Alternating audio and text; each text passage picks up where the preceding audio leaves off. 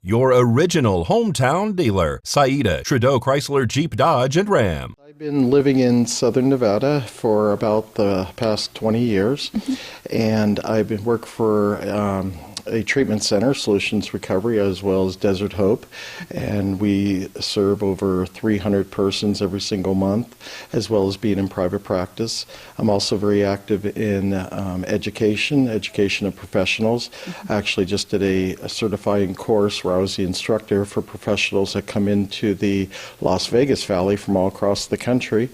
And my interest right now in running is that I believe the major issues that we're having, which are health care, well, I'm very aware of those issues. Addiction, that is something I treat primarily on a day-to-day basis.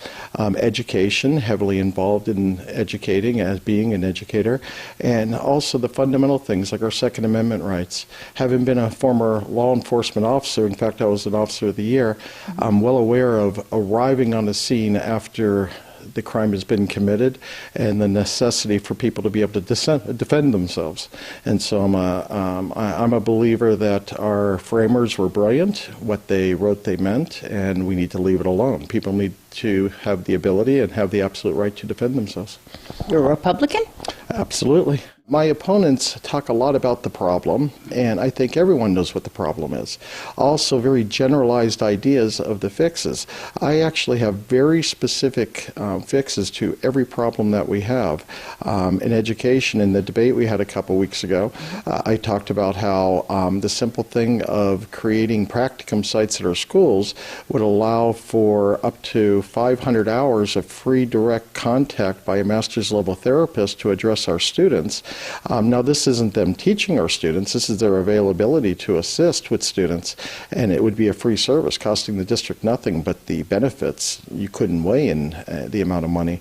Also, I have ideas on what we need to do with substance abuse. As I had mentioned in the debate, we need to take nonviolent drug offenders and treat them in lieu of incarceration. In other words, not just an extension of the drug courts, but a whole new way of looking at this problem.